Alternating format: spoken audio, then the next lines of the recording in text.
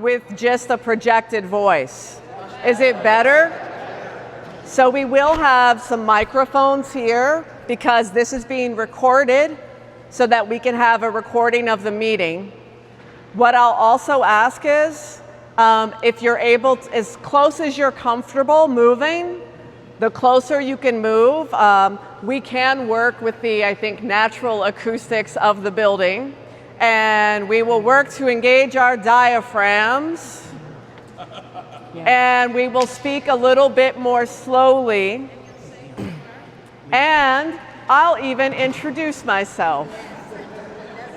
So my name is Maria. I am Alderwoman Haddon. I am the alderperson here for the 49th Ward.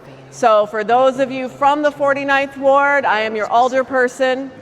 For those of you from the neighboring area, I am your neighbor.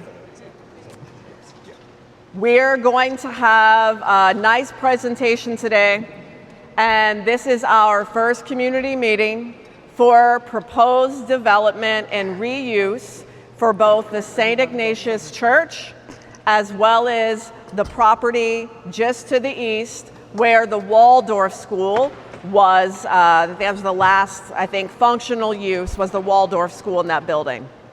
The proposal is coming from the Ignatian Mission Center as well as Loyola University, and the Archdiocese is here to listen as the property belongs to the Archdiocese. So they're the property owner. The two presenters that you're going to hear from today, one you may know, Loyola University.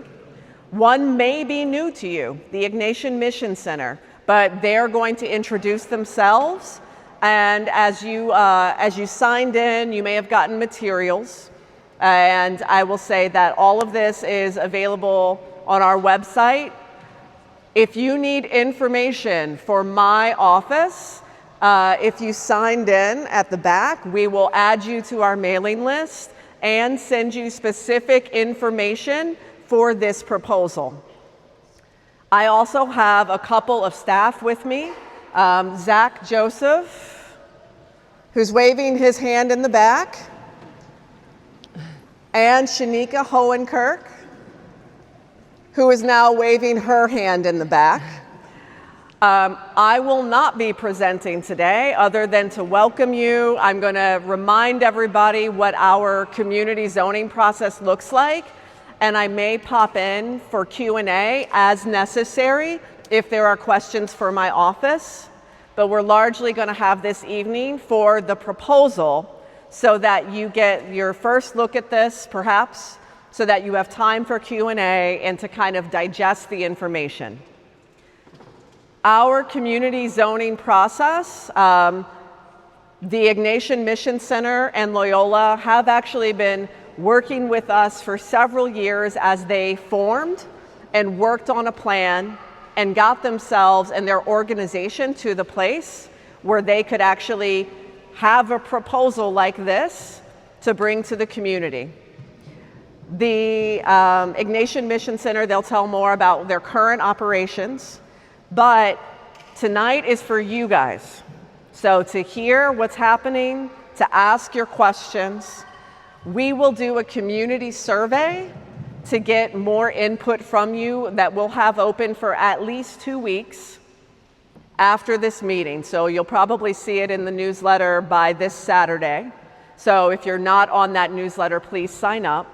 You're always welcome to call my office or email us with feedback as well if Google surveys are not your thing. So you will have opportunity for feedback. We take that feedback and we bring it to the presenters, the people proposing the change, to get an idea of, do people like this project? What would they want to see done differently? What might be changes that they would propose in order to feel like they could support it? I don't do like a simple majority vote. I kind of try to work towards a consensus to get the most people on board with a project, and your input will make this project better. So thank you for being here tonight. I appreciate you. and your participation. And in advance, I thank you for filling out the survey and making sure that you're sharing feedback with my office. And with that, I'm going to turn it over to Jennifer Clark from Loyola. Thank you.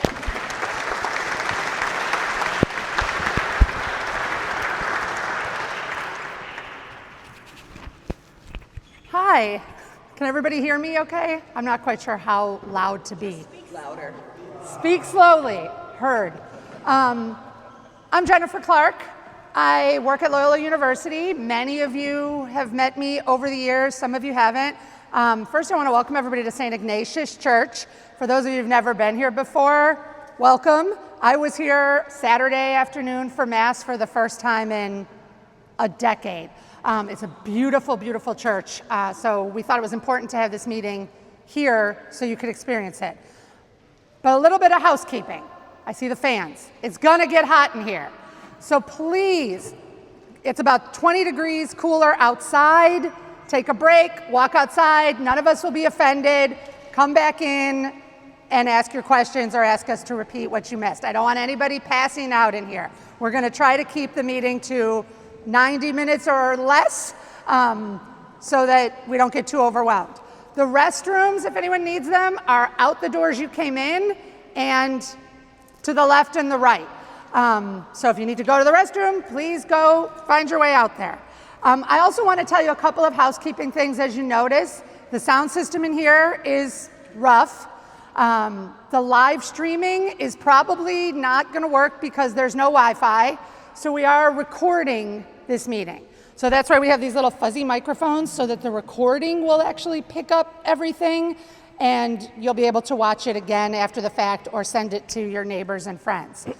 Because of that, we're going to do something that we don't usually do, which is we're going to take questions and answers on, we're going to take questions on note cards. Okay, there were note cards in the back. People will be walking around with them. Raise your hand if you need a note card or a pencil.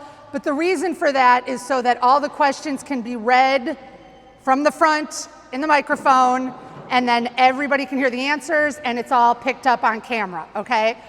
So that's why we're doing questions on note cards, because otherwise the camera would be zipping around to try to pick up everybody, and the sound would get all messed up. Okay. I'm going to try to be the MC. So I'm not the presenter, but I'm going to try to MC this meeting so that it can be as smooth as possible. I want to recognize, too, thanks to Maria Haddon and to Shanika and Zach from the 49th Ward who are here. There's a couple of people also in the, like Cecilia Rodriguez from the Community Relations Office at Loyola is all the way in the back. Cecilia, if you have note cards back there, maybe you can kind of walk around with them as people need them. Thank you. And Summer Lawson from the Office of Community Relations is sitting up here, and she is recording. Godspeed, Summer. I don't know how to record the way that you are. I also want to recognize Eric Wallen from the Archdiocese of Chicago, who's the head of real estate for the Archdiocese. He's also not presenting, but he is here to listen and to clarify any questions about real estate that the presenters maybe don't know the answers to. Okay? Everything good so far? You can still hear me? Okay. As Alderwoman Haddon said, go ahead. It would be right for us to be able to express a thought or an opinion if we choose to, rather than just putting things on notes. We're going to read the note cards aloud. I think that we should be able to speak for ourselves if we choose to. Okay. All right. Keep in mind that those of us up front are going to have difficulty hearing because of not using the sound system. Stand up and speak loud. Okay. As Alderwoman Haddon said, tonight is an informational meeting. Okay, it's going to be followed by her online survey. No zoning decisions have been made. Nothing has been made yet. This is the start of the conversation that's going to go on for a few weeks. And for those of us developing property potentially, many months you'll be hearing from us after that. We want to hear what interests people. We want to hear what concerns people. And we want to find out what the questions are that still need to be answered before we move forward. Okay, I want to clarify that right now no part of this St. Ignatius Church campus is owned by Loyola University or owned by the Ignatian Mission Center. They're not even under contract. So if Loyola moves forward with this proposal, It's going to be because Alderwoman Haddon and the community approved the zoning change and the zoning variance that goes along with it. So I apologize in advance if we can't answer all of the detailed questions about the potential buildings. It's because we're not moving forward if it doesn't work out. Okay, so we are really at the beginning of this process. Okay, let's get into it. Like I said, this is an 82,000 square foot campus. It includes this church. It includes the rectory, which is immediately to the north. I call this the limestone buildings or the Glenwood Avenue buildings, right? To the east of us are 3 former school buildings. They're red brick, and they are basically along Lakewood Avenue. So if there's any confusion between the Ignatian Mission Center is proposing to operate the church and the rectory, and Loyola University is proposing a new development that would replace the red brick buildings. Okay, this whole site has been pretty much vacant for nearly a decade. Some people in this room, many of you talked to me on the way in, are really intimately connected to this building's history, to this parish's history. Some of you have never been here before. We saw you coming in and taking pictures. It's really a beautiful space. Hundreds of people walk or bike or drive past this property every day. We think we have a realistic plan for the future to put this back to use. For clarification again, the property itself from a real estate perspective is held by the Archdiocese of Chicago as essentially trustee, stay with me, for St. Gertrude's Parish, which is a few blocks to the south, and St. Jerome's Parish, which is a few blocks to the north. Those 2 parishes have local control and responsibility for these buildings and this property. Every year it gets harder and harder to maintain because if you're Catholic, or even if you're not Catholic, you probably know churches like this, elementary schools like this, are just not sustainable every 2 blocks away from each other like they were 120 years ago. So those communities are carrying the financial responsibility for what's happening on this site. Hold on. I'm looking to see what I've already told you versus what's in my notes. Yeah. Significant investment is needed here. Sound system would be nice. The Archdiocese currently has dozens of similar sites all around Chicago and Cook County that are in similar situations. The people who are here to present tonight behind me believe that we have a once-in-a-lifetime opportunity here in Rogers Park that other neighborhoods that are sitting with vacant churches and vacant schools don't have. The Ignatian Mission Center and Loyola are presenting together because these 2 proposals are interrelated. They go together, they support each other. That's an important piece. Like I said, the Ignatian Mission Center is going to talk about having a permanent home here on the western half of the property. Loyola is going to talk about purchasing only the eastern half of the property. Loyola will not own this church, just for people who need that clarification. The Ignatian Mission Center is not going to be a tenant of Loyola University. The property, if this moves forward, will be divided according to the city of Chicago, and Loyola will purchase only the eastern portion. The western portion will be managed by the Ignatian Mission Center. Okay, I'm going to turn it over to Liam Ford.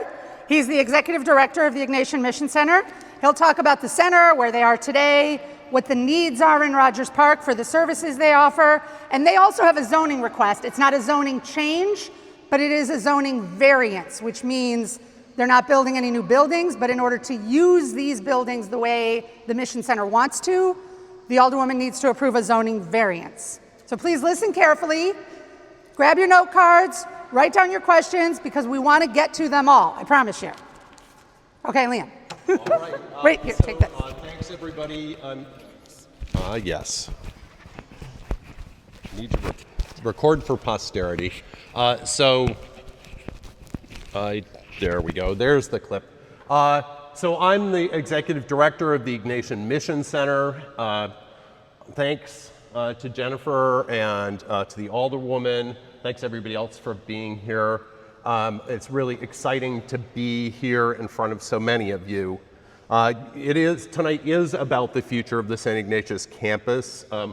Loyola has their proposal for a residence hall, but what we're proposing is to preserve this sacred space and to build a much larger social service center around the existing food pantry that used to be in the basement here and which we've been running out of Greenleaf and Clark for the last 3.5 years, and which now serves about 800 people a week.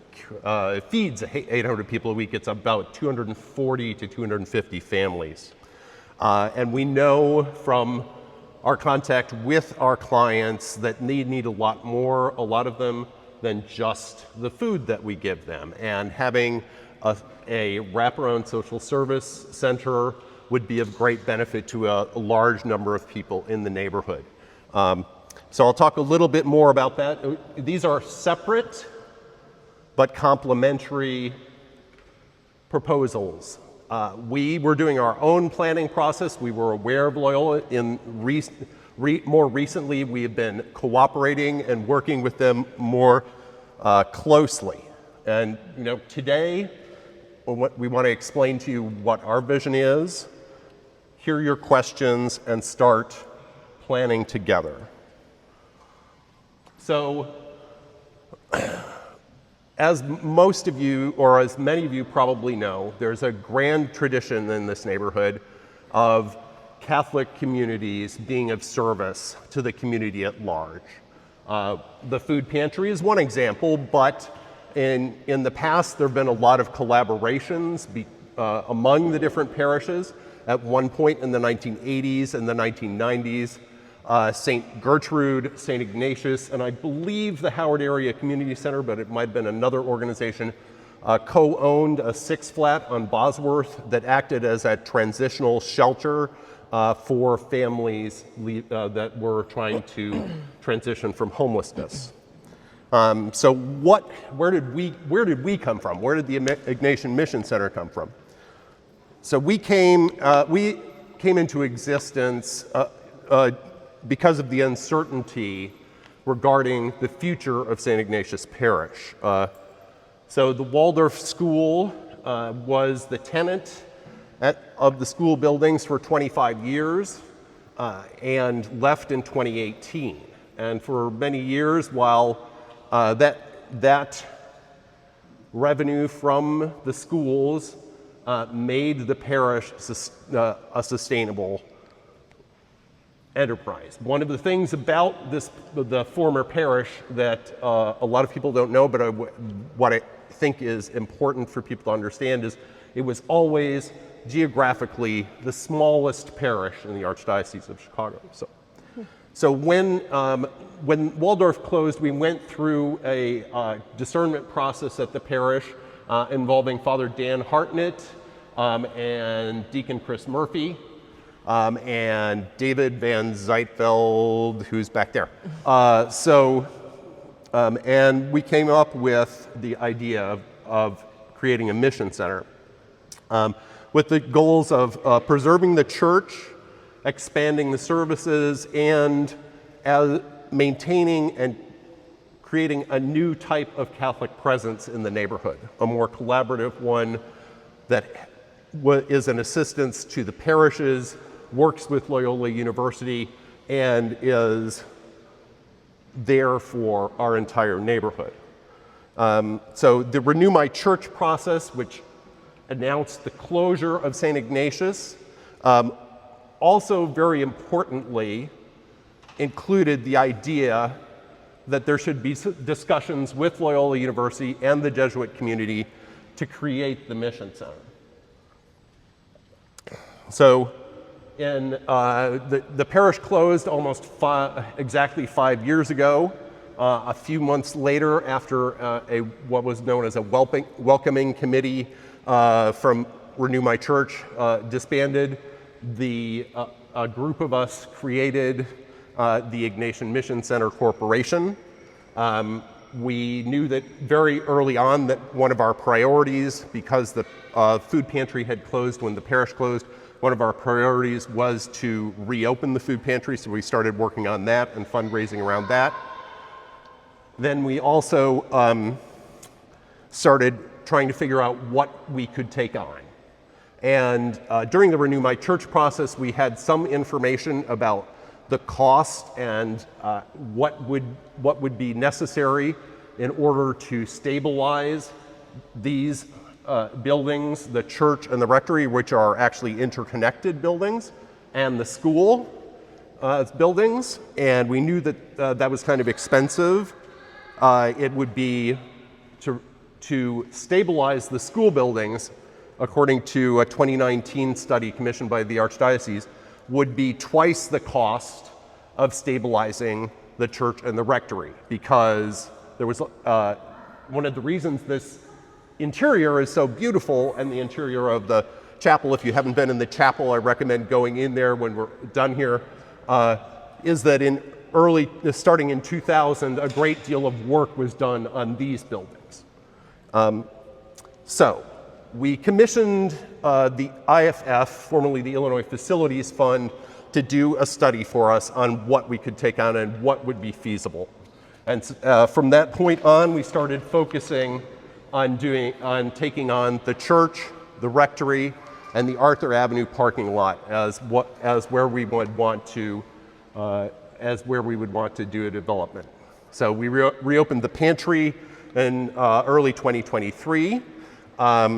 And then a few months later, with the support of the Alderwoman and some other community members, we applied for an equitable transit-oriented, this is a mouthful. We applied for an equitable transit-oriented pre-development grant, which we got. And that meant that we were able to start working on actually planning what we might be able to do. We hired MKB architects who are here for if people have questions about our architectural plans later. And we started planning in earnest about what we could do. Now, so the real architectural work began in mid-2024. We hired a temporary project manager who helped us through our pre-development stages. We're now at a point where we're seeking a permanent project manager. We've gone through multiple design revisions, and my understanding of the jargon is that we are largely done with our pre-development phase. We can move on to development. One of the things that has happened recently is through the generosity and work of State Senator Mike Simmons. We were able to get a $260,000 infrastructure grant that will allow us to move directly into the development phase with our architects. So we're now that and a few other pieces, including getting to a stage of forming our Catholic organization, and our negotiations with the Archdiocese. We're at a point where we are actually starting to try to raise the real money that will be needed. So this is what we're trying to do. It's a lot smaller than I hoped it would be. But what's that? Yes, there are some handouts. There also will be a QR code at the end where we have a 50-page design booklet that MKB put together for us, and you can see all of these plans. There were a few copies of it in the back, but basically, just to give you a little bit of an idea. So here, underneath the main altar would actually be where the food pantry would be. There would be offices in the basement, and then a waiting area and clinical area. The courtyard over here would be converted. We would add an addition for childcare, and then we would also do a bump out on the side near the chapel to make the building ADA accessible. We would get, it looks like from our knowledge of the building, even as we're doing all this work, which includes a great deal of masonry work on the outside, we should still be able to continue to use the sacred spaces for the Ignatian Mission Center Society, which is the Catholic organization which now is in charge of the Ignatian Mission Center civil nonprofit. So these are some of our renderings that give you a little bit of an idea of the changes that we would make to the front near the rectory. The bump out, there would be a little plaza here. The statue of Mary that's over on the side, a lot of the Catholics here will want to know what's happening to that. We would hope to move her over to the actual corner of Loyola. So, and that's a little bit more about the accessibility, the food pantry and social services. This gives you, if it were focused well enough, you'd be able to see the food pantry here, waiting area, and public meeting area here. We would always be want to welcome other organizations that needed a space for public meetings, and then clinical waiting areas and offices in the rest of the basement. So, and this is a little bit of the renderings of the food pantry. Now, how are we doing this?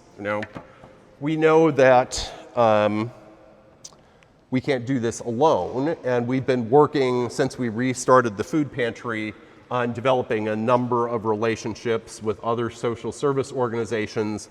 Right now, we're working on a partnership with the Loyola School of Nursing. The nursing students are going to start doing clinical work with us in a few months. When they have their new nursing school here, there's a great, they're going to need a clinic for their students. We're hoping to site it here. We've been in discussions with Felician Services, which does food pantries, women's shelters, and other social services all over the country. They've been consulting with us a lot. We have volunteer partnerships with both Loyola University and Loyola Academy. They are both now doing service learning with us. We work with members of all of the area parishes and a lot of other organizations. We've been presenting and working with existing nonprofits. One of the best things about being a Greater Chicago Food Depository affiliated pantry is that we have introductions and on a regular basis collaborate with all of our neighboring social service agencies like Care for Real, and we are working to strengthen those relationships. The women's shelter that we are envisioning is specifically a shelter for Spanish-speaking women. It is modeled on something that Father Dan Hartnett was part of founding, and which one of our former board members was part of founding in Lake County, called the House of Peace, which is now run by Catholic Charities. It's a sort of cooperative. It's a sort of cooperative shelter where women and their children are able to transition over about a 6-month period from the immediate leaving of a domestic violence situation into being employed and having work. And that's the model that we're looking at for the women's shelter. So of course, this costs a lot. So our estimated project cost is $10.9 million. Our campaign goal is about $16 million. That would cover construction, property acquisition, and an endowment. We're looking at multiple public and private funding sources. And one of the reasons that we want to have an endowment, of course, is to be able to continue to have the campus run in the lean years. So, The plan has to fund both construction and successful operations for decades. So so the motto of the lay association is Fides et Opera, which is faith and works, which comes from the letter of St. James, faith without works is dead. We, as a Catholic organization, we want to be here to support the social services. One of the ways that we believe that we can be successful is that we have a really great core of supporters already who have been helping us to keep the food pantry running, to expand it. We've gone from when the pantry was here in the pandemic, they served a record of around 5,000 families. And this past fiscal year, out of a 950 square foot storefront on Greenleaf Avenue, which we're renting from someone who's hiding somewhere here,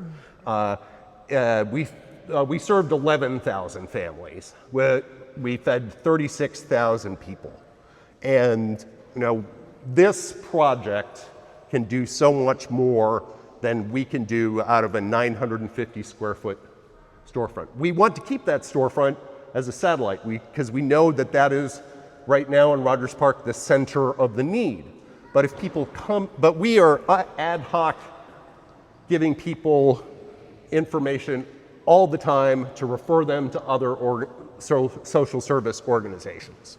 And we know that if we have 9,000 square feet rather than 950 square feet, and we're working actively with all these partners who we have been discussing things with over the last few years, then people will greatly benefit. It will be a boon to the neighborhood. Now, one of the things that, the primary thing for us is we've been working on this for 5 years. Our plans have been up on our website for a while. We have had small group discussions with a number of people. We have talked to other developers. We have talked to other people. We had that IFF study that told us that we could not take on the school buildings. This property has been vacant for 5 years. You can ask me questions about my opinions about things getting torn down in Rogers Park, but at this point, I don't see a way forward for us without this Loyola plan. And I feel like one of the things about their plan, not only they are bringing students who, remember, we are already getting a large number of students who are volunteering at the pantry. If they're next door, I think a few more might volunteer. And we'll have 1,500 to 2,000 square feet and a certain baseline of funds from the university.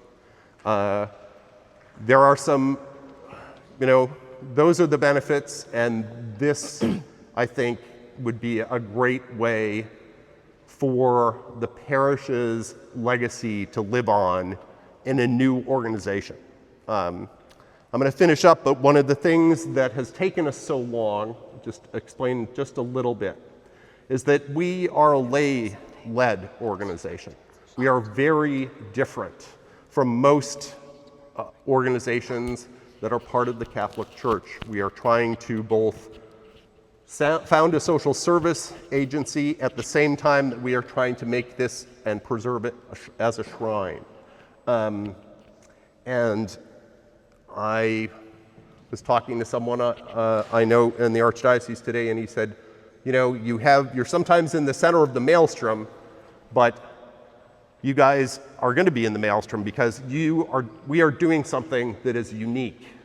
And what we are trying to do can only work if Loyola is able to do it. So I'm going to introduce Kana Henning, who will take it on from here for Loyola.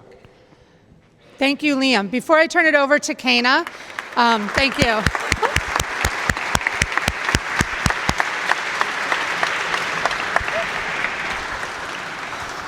Before we turn it over, I just want to remind everybody, write down your questions and comments. I lost my train of thought. For those of you that didn't quite hear, the Ignatian Mission Center is currently operating the food pantry out of a 900 square foot storefront on Greenleaf Avenue, and last year they served 11,000 families from Rogers Park. And that is fantastic.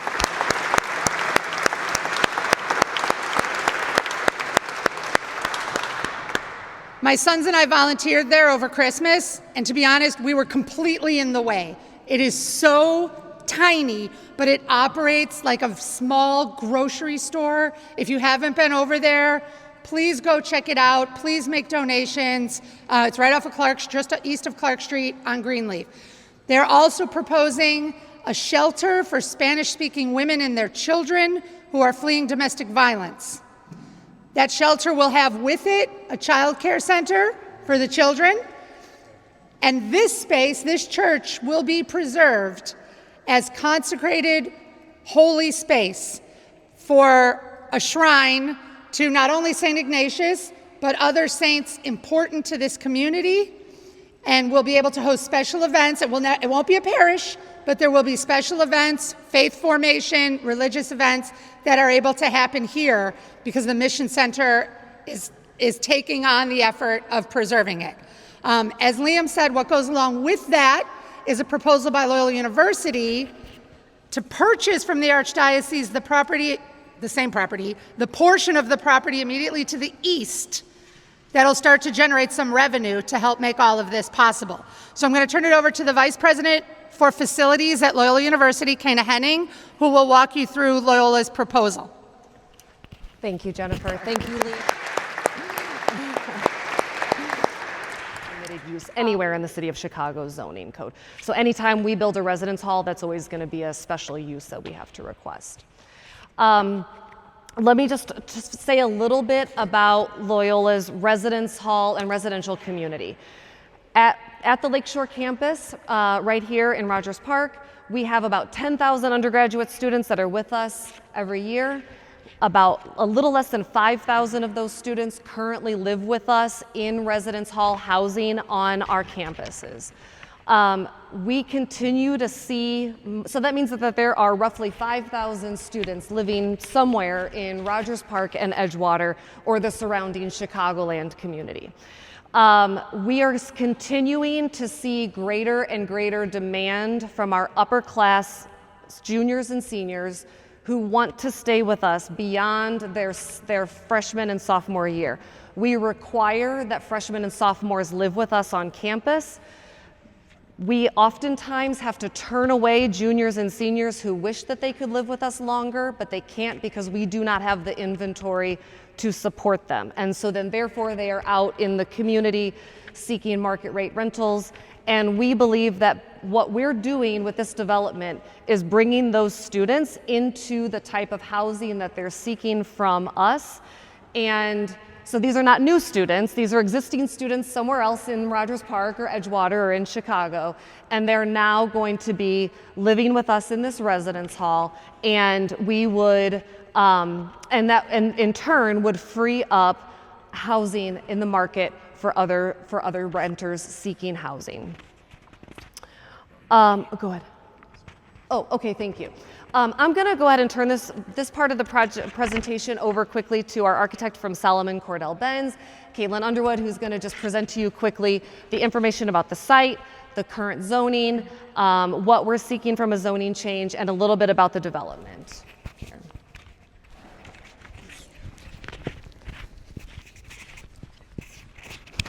Can everybody hear me okay?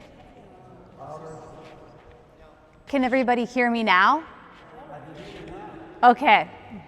Thank you for having me. I am with Solomon Cordell Benz. We are an architecture firm in Chicago, and we have a long-standing relationship with Loyola University. At this site, we are looking to make a few changes in order to build the amount of student housing that Loyola is requesting.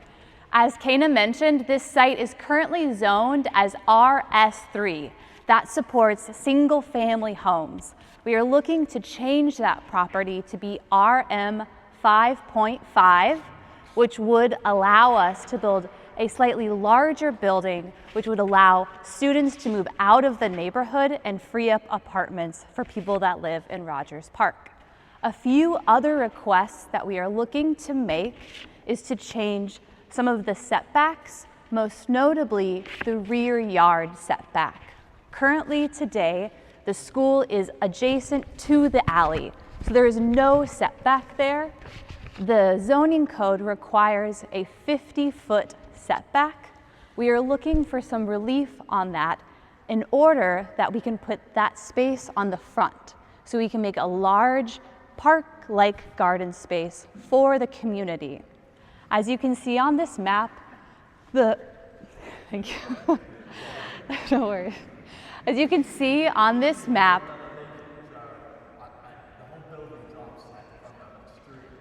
yes, we want to keep it essentially in its same location.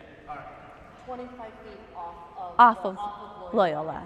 You'll see, there's more, you'll see better in a minute. There are slides with it. Yes, it's oddly shaped.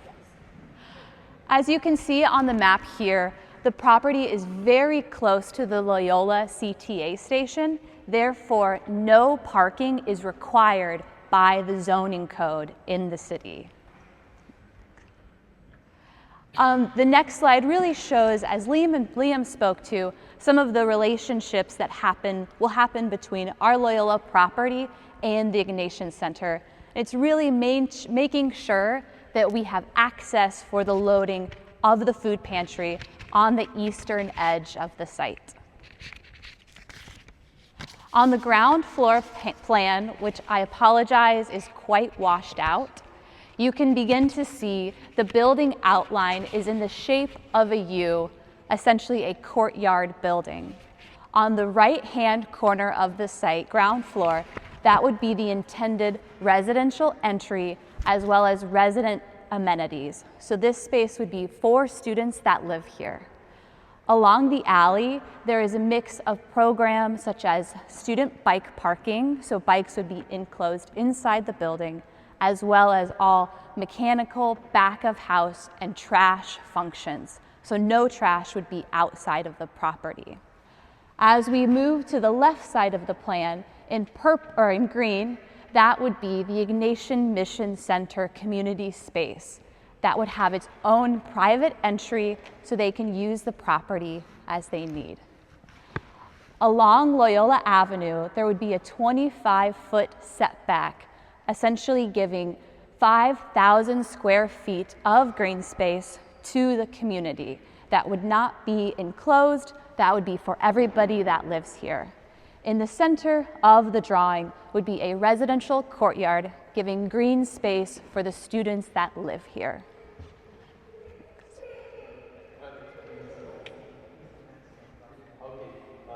Sorry, there's a Nissan Maxima that's parked outside the chapel. A lot of folks who are trying to load stuff out of the church. Nissan Maxima. So, sorry. Oh, next slide. As you can see on this slide, this would be some of the student amenities. So this would be for the students that live in the building, really matching what is offered at many other institutions and what is offered on Loyola's campus in other residence halls.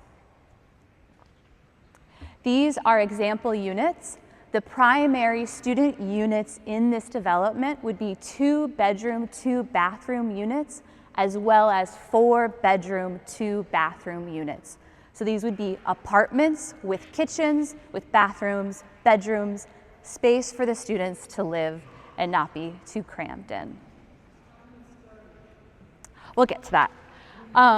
This is a conceptual layout of what that plan looks like. In red would be the vertical circulation, so stairs and elevators, so students could access their floors. And then in yellow and blue are all of the units around the corridor.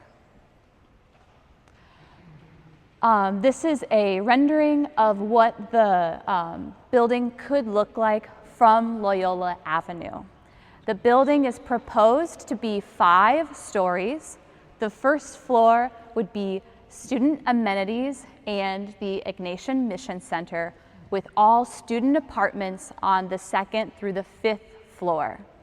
We envision the exterior to be of masonry and glass. We are very early in the design phase, so the exterior development will go through many different iterations, but will match the character of Loyola's campus as well as matching the character of the neighborhood. In the last slide, you can see, and these are also printed out at the back, this shows you some of the height datums of the neighborhood. Across Loyola Avenue, the apartment complex is 4 levels. Across the alley to the north, the building is 3.5 levels. The current building height is around 4 stories.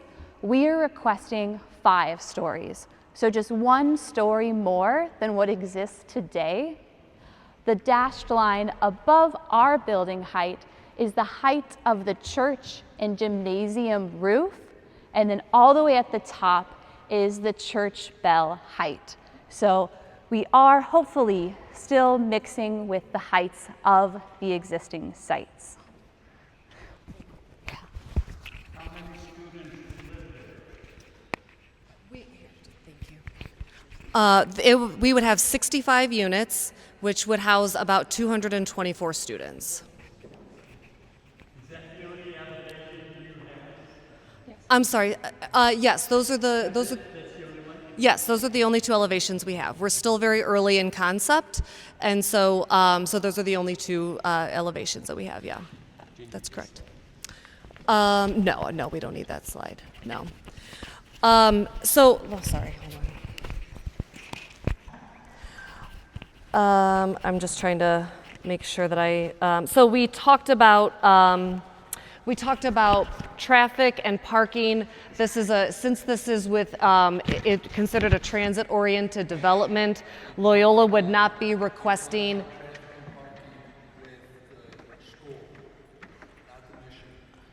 I'm sorry, could you say that again? Where will the Mission Center people park? Can we hold the questions, please, until the presentation is finished? No, I know. We'll get to the question. I was just going to wrap up Loyola's Okay. portion, if you give me just a second, and then we'll be happy to, because I want to, passing the mic back and forth is a little disruptive. So let me just, I hear your question. So Loyola's development is a transit-oriented development. There is no parking required with it. We discourage all of our residential students from driving or bringing cars to campus. When they do request parking, we have permitted parking available on our main campus that we would allow them to park on. We are,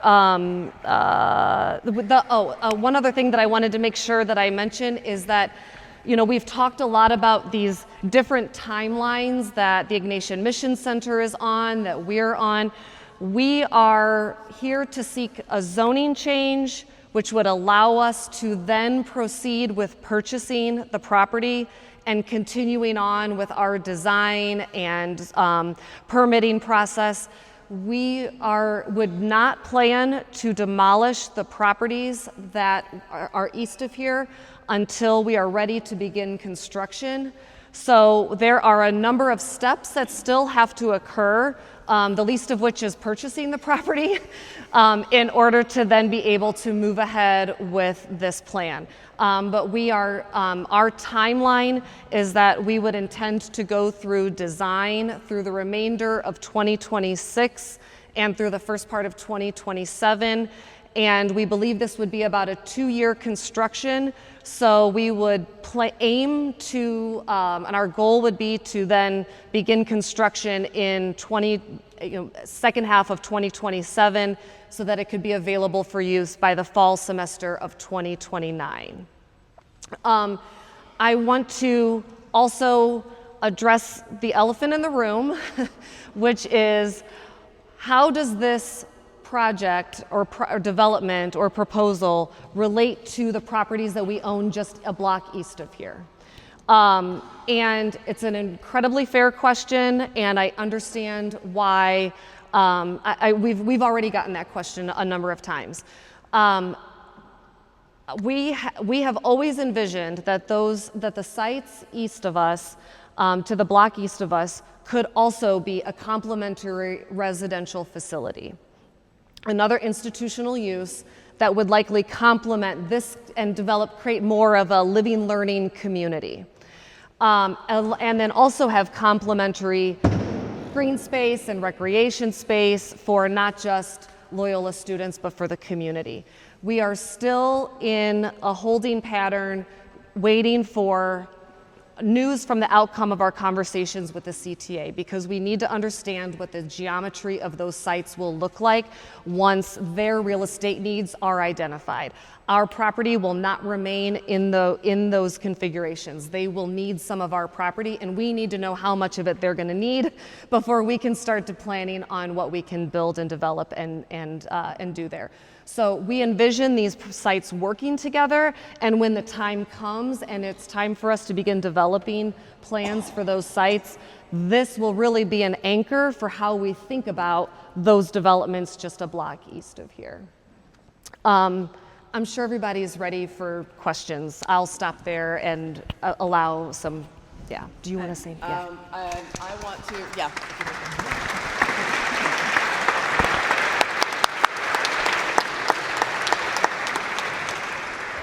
So just a reminder, as Jennifer comes back up here to MC, I know people have been turning in their questions. Raise your hand and we'll get flags of note cards to you. So if you have not received a note card, we've got a couple folks who want note cards over here.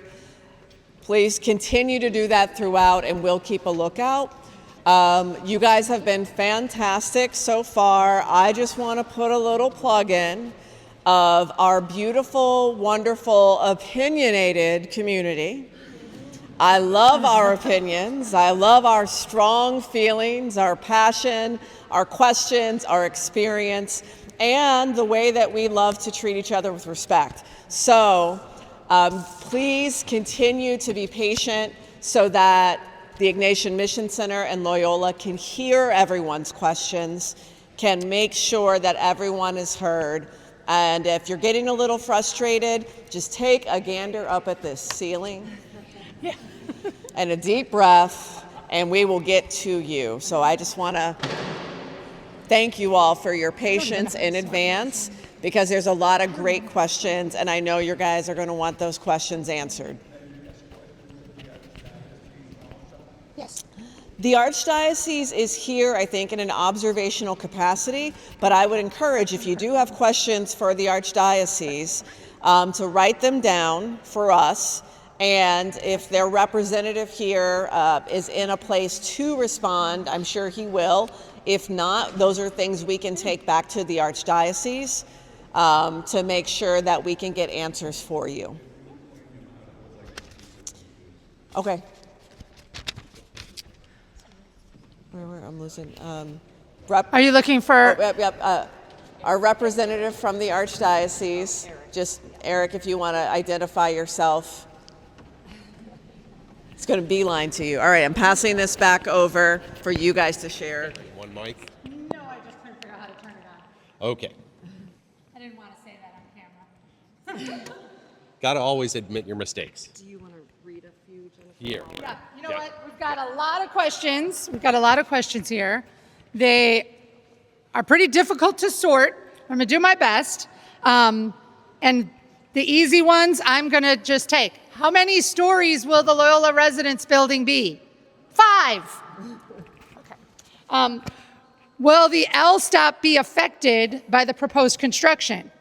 I think the answer there is not at all.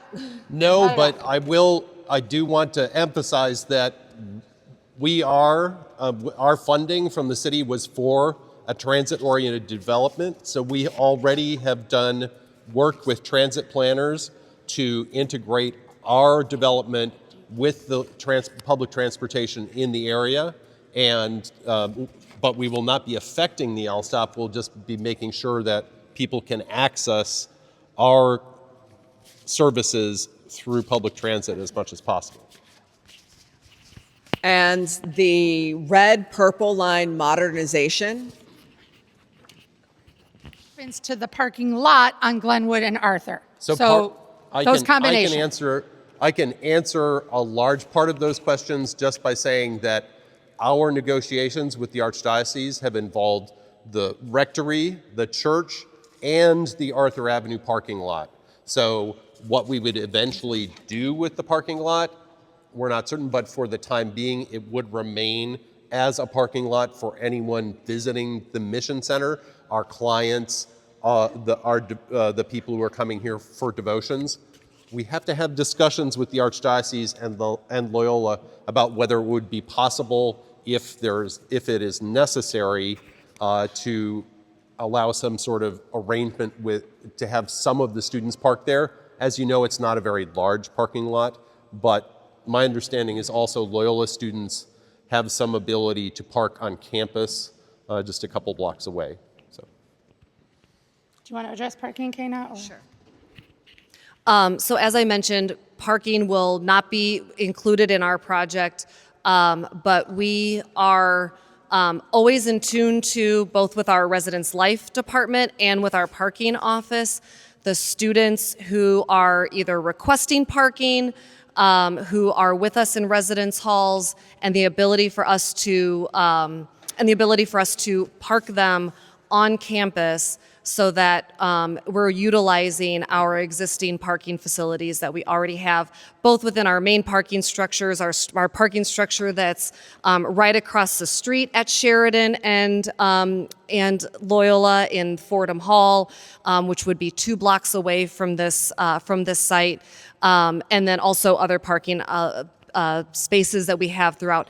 What I have personally seen is that many of our students, if they live in an apartment building and they are permitted to bring a car to campus, it's parked, in one of our halls or in one of our lots on campus, and those parking spaces are reserved for residential parkers, but it is very few.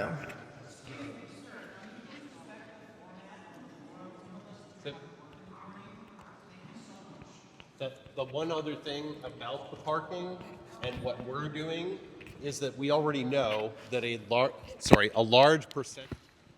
Okay, I've got a few questions here that are about really the operations and the construction. So I'm just going to go to those next. And the first one isn't so much a question, but maybe you're the best person to address it. It just says mechanicals on the alley, noise level for residents across the alley. Do either one of you want to take what mechanical noise looks like? Sure, yeah. Again, early on in our design, but we do have interior mechanical space designed into the building. And all of our services will be inside the building, so trash will all be within the building. And all of our mechanical units right now are intended to be inside the building. We're not planning currently for any rooftop units that I'm aware of, correct? Right, yeah. So everything would be inside the building, and as Loyola continues to develop its facilities, I hope you're all aware of our initiatives around sustainability and our use of energy efficient mechanical cooling and heating that rely on either, for instance, air or water source heat pumps that are often much quieter than a traditional cooling tower that runs in the summertime and produces a lot of noise. So that is the design approach that we take with our projects as we move towards our plans for decarbonization. I'm sorry? Oh, yes, we would, as it's a residence hall, we would have backup power, and we do run generator tests once a week. Where would we put it? It would likely be inside the building, yes, yeah. How is this construction going to overlap with the enormous projects on Sheridan Road?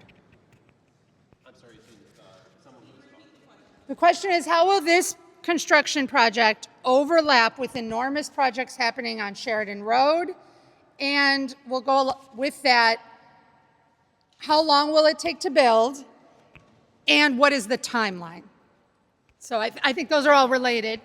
Yeah, I think I answered this question, so I'll go through it quickly. We'd go through design through the middle part of and permitting through the middle part of 2027, break ground in 2027, and be open for business by the fall semester of 2029, so by August of 29. The large building that's being built at 1144 West Loyola Avenue is scheduled to open in August of 2028. So there would be about 1 year of overlap whenever these two projects would be under construction at the same time. And then this one would be under construction for 1 year past that. We use the same construction manager for our new development, our new construction projects, and it would be, they would be responsible for and would be aware of how we're all the logistics around the construction. We're far too early at this stage. We've only got a concept here today, so it's far too early for me to talk about construction logistics and things like that and how deliveries are going to get to the site. Way too early to talk about that, but there will be more conversations to be had for sure. Hold on to that. There's one question that's on a parking card that's related to safety. So I want to be able to put this card down, so address the safety question. But we also will be doing construction. It would take about 2 years. We have a timeline with our architects. All the information is on our website. Jack, there's right now it's about a 2-year period of pre-development work and then construction, right? Yeah, our actual work would probably take about 12 months from the point that we are able to start. So we don't have an exact time on that because we're still raising money. So. The security question perhaps was directed to Loyola. This building, since it falls within, obviously, it's an on-campus building. It falls within our patrol bounds, so it would be well within the patrol of our campus safety. We would have a desk that is operated and stationed by staff, and we would have all of our standard security cameras and gate access and patrol boundaries and campus safety's visibility to the site that we have, that we would come to expect it on all of our sites. Also, on our end, we're working with the Archdiocese to install a security. There was a security system at this campus a number of years ago. We're working with the Archdiocese to install a new one, and if we do end up, as we all hope to do, doing the shelter next door, that would be a 20. There's very little chance that would be anything except a 24-hour staffed organization. We would likely have staff there 24 hours. So. Yes. My question for you is, you have abused children and women. What about the abusers coming in? More police? You're talking about police. Can you repeat the question? Okay.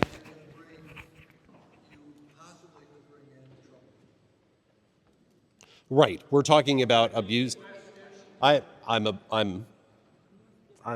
repeating the question. So we're talking. So your question is about our bringing abused women and children into the neighborhood and thus drawing more police presence, or. You're going to bring somebody's abusing them, and you're going to piss them off, and then they're going to. Are you for real? That's guys. Let's not crosstalk. But wait. Just a minute. So this.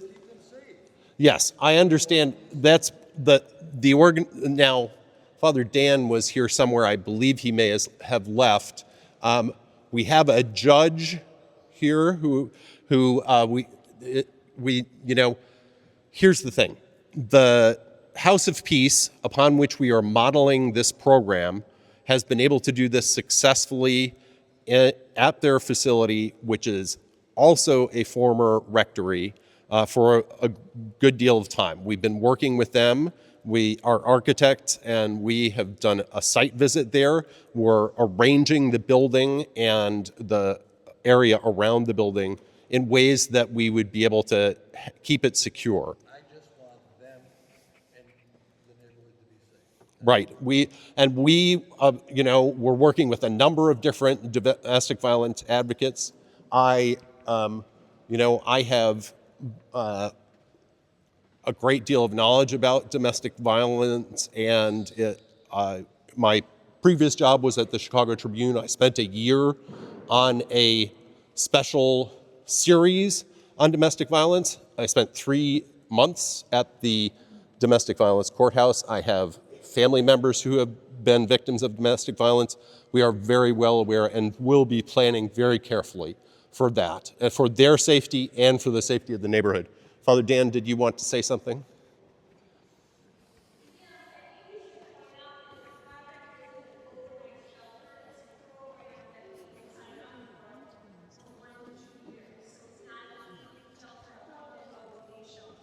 Right, it's not a day, right. Yes, the point that Jeannie's making is that this would be a long-term transitional shelter so that the women would not be coming directly to us from, directly from leaving their abusers. That Father Dan Hartnett is going to be the chaplain of our lay association, and he's been intimately involved in trying to get this thing going. And he was involved in starting the House of Peace upon which we're basing this. I believe he has something to say. So, yeah. Does it work? Yeah, it will work. First of all, I would just like to thank all of you for being here tonight. I think it's very important that we make these decisions together. I grew up on Glenwood. I was baptized here in this church. I grew up here, said my first Mass here. I went to the school for 8 years. I miraculously graduated, and this is home for me. These buildings are not just mortar for me. They're faces, stories, relationships, and I'm very happy that we can continue to make this place a home for all of us. I'm very grateful that Loyola is willing to help, because I've been in those schools buildings, and they really are not, they need to be restored. They need to be used in a different way. So I really want to thank Loyola for creatively, and for the architects for creatively thinking how we can use those spaces for the good of all of us, for the neighborhood. And I think they have very creatively considered this space. So I want to thank all of you. I really think we can solve this. And I think there's a challenge to the university too, to make sure that the space is used in such a way that it will really benefit the neighborhood, not just the university. It's easy. I think we've seen sometimes the university might use a property over there on closer to the L station and then use it for parking or something with a cyclone fence, and it's not very beautiful. I think now what I'm hearing from the university is that it's very aware that it wants to make a very positive contribution to our neighborhood. And I think it's really a blessing for us that you're willing to do so. So I want to thank you for that. I think it's important, the time has come for us to move forward. This place has been closed now for 4 years? Five. And I think we don't want that to continue. But it's not a question of continuing to live in the past. The plan that has been presented to you is for the future. It's a future-oriented plan. I think it will benefit the Christian community here. It will benefit the university. It will benefit the neighborhood. And there's a million details to be worked out, and we'll have to do that together over many hours of meetings. But I think the spirit is here, and hopefully we could all join hands and to make that happen. Thanks. Thanks, Father Dan.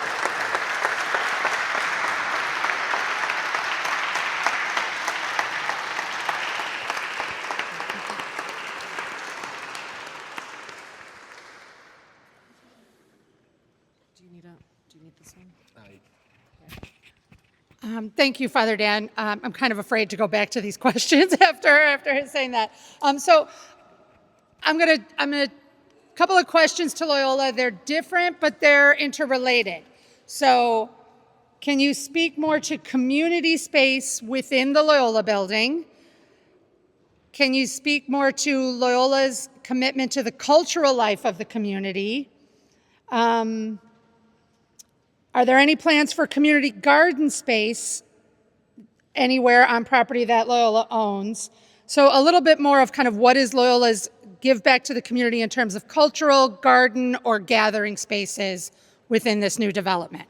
And I'm really trying to capture what everybody is saying in these cards. I'm not letting any card be ignored. So if you feel like that was your question and I didn't capture it, raise your hand and we'll try to do better.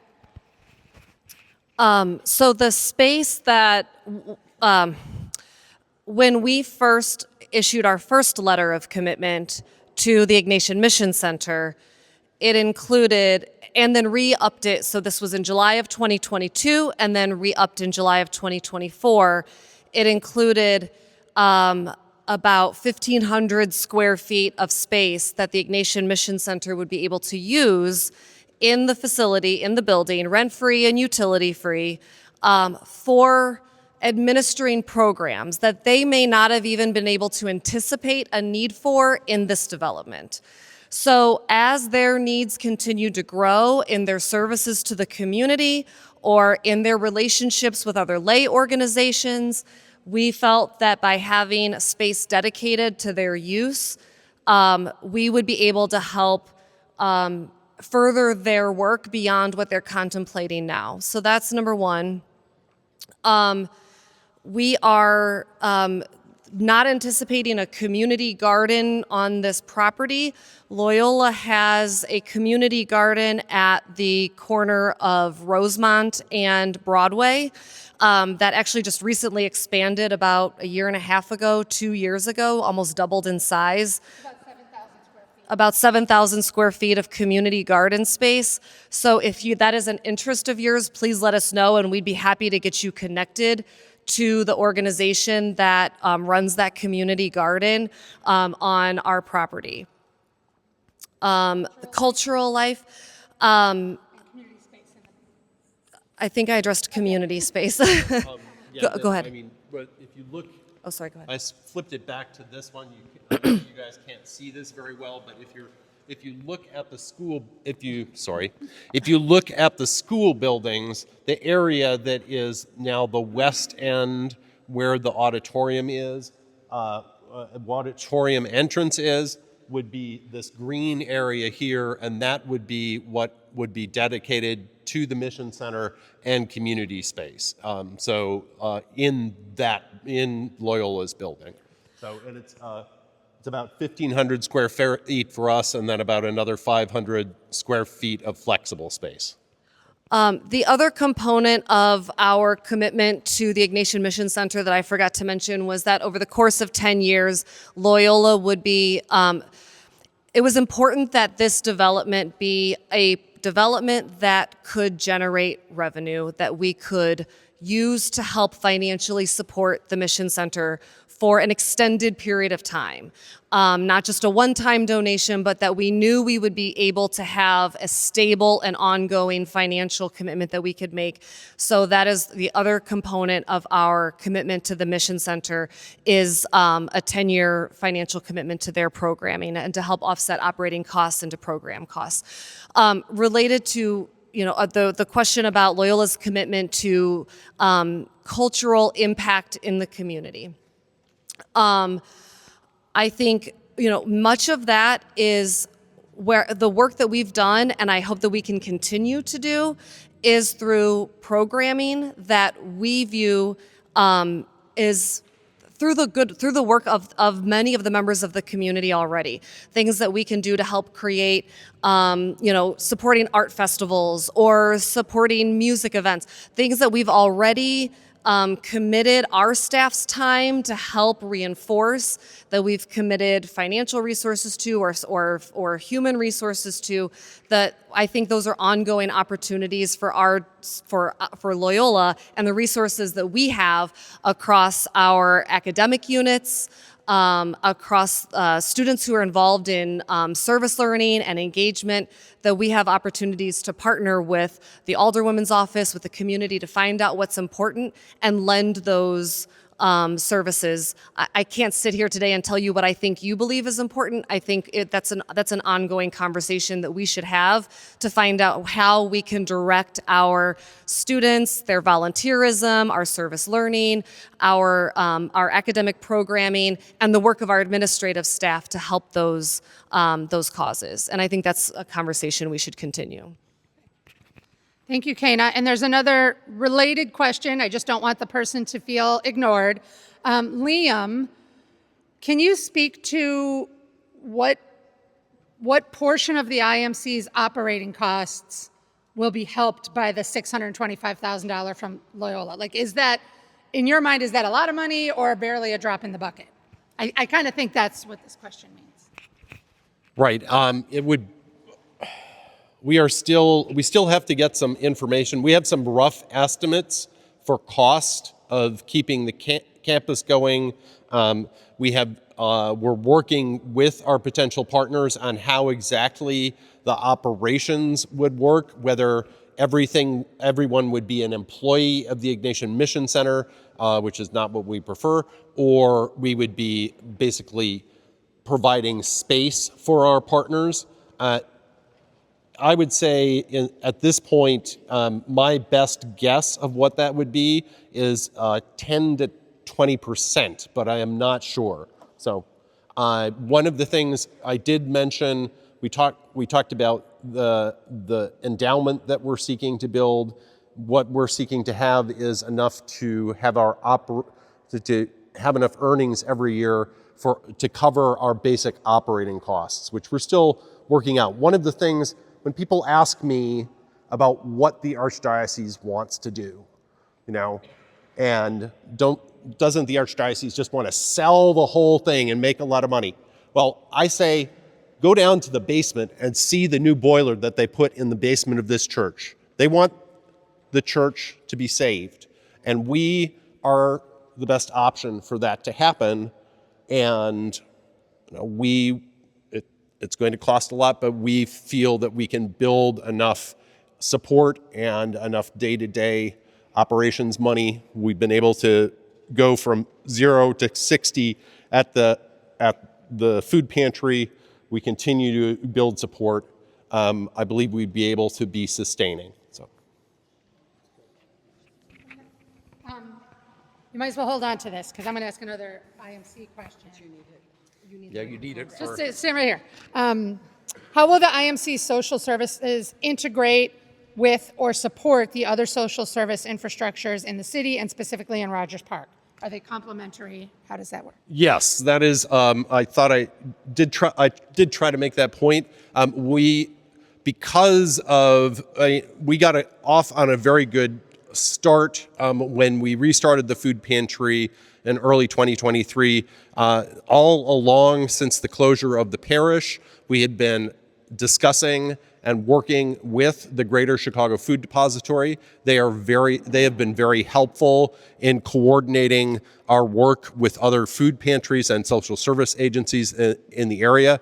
Like I said, we have been, and the bottom line is that our services. The bottom line is our services would be complementary, and we would be working with the existing social service agencies. But also keep in mind that we are an existing social service agency. We are serving 36,000 people a year. I missed the part. Are you committed to non-discrimination policies of the city and the ward? We already have that. It's a requirement of any sort of government funding for food pantries. Our social services would be open to everybody tomorrow as they are today and as they have always been. I'm going to answer a question because I just want to make sure you know your questions are all being seen. One thing.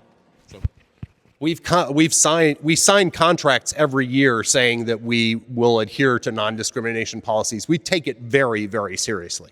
Thank you. This question specifically asks about Loyola's 8-ride services and police boundaries, so it's going back to security. For anybody that doesn't know, Loyola's police already have patrol boundaries that go from the lake to Glenwood and from Pratt to Glen Lake. So Loyola's campus police are already patrolling this neighborhood. So 8-ride is already in this area. So to the question of will 8-ride be accessible, the answer is yes. There's so many, you got questions all over the place. I don't want to miss any. Is there a possibility Loyola won't get the zoning change? Do you want to take that? I think the answer is yes. Yes. And what happens if they don't? That's going to largely be up to community feedback and input. So please, I'm here, I'm listening, my team is listening. Again, I'll say this is, as your alderperson, I want to save this church. That's one of our priorities. I'd like it also to get a historic preservation designation.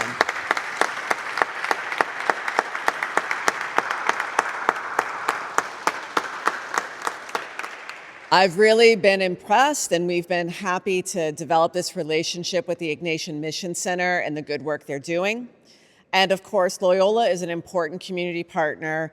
I love working with these people, and I share your frustration with some of the vacant property, with how the 1234 building was dealt with. I'm frustrated. And we are all partners and neighbors here. And I think this was a proposal worth hearing. And so they will need a letter of support from me for the zoning change. I'm not looking to get to 100% everybody happy with everything.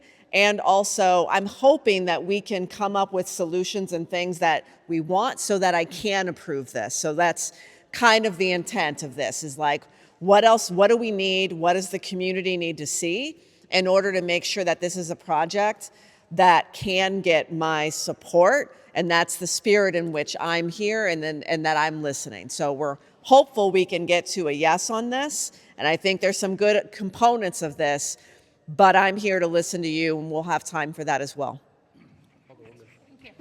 I just wanted to say we've been working on this I've been working on this personally for 5 years. I've been working on it full time for a year now.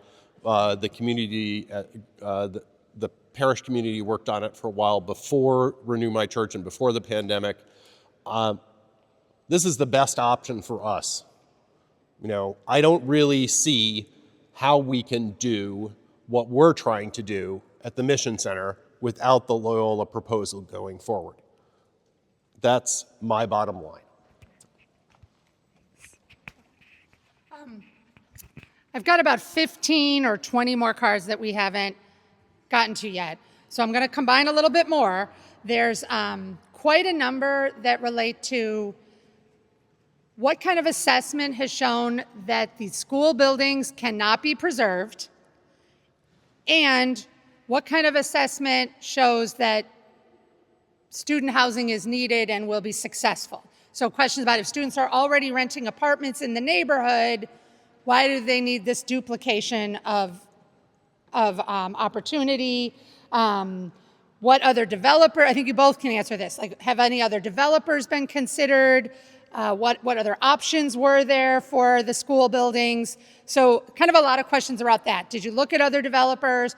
Why can't the school buildings be preserved? Why does Loyola need housing? A lot of questions around that. I think you heard Liam's reference to the assessment that they did when they were themselves were looking at whether or not they could take on the school building and the auditorium. The Loyola does not have an adaptive reuse for an elementary school and an auditorium and a gymnasium. We do not have a program that would fit into those spaces, let alone the effort of trying to make them fully accessible. We would not be able to create a development that would give us then the opportunity to support the Ignatian Mission Center off of that development's proceeds. So the only opportunity that we have for these sites is to demolish them and build something new that is within the character and context of the neighborhood and the community, that would give us a revenue stream to be able to continue to support the Ignatian Mission Center for a minimum of 10 years. We have said that we would up our commitment beyond that. And housing and having students living with us continually will do that. We know that we have a need for students to live with us because we have a wait list of about 300 students every year who we have to turn away from housing.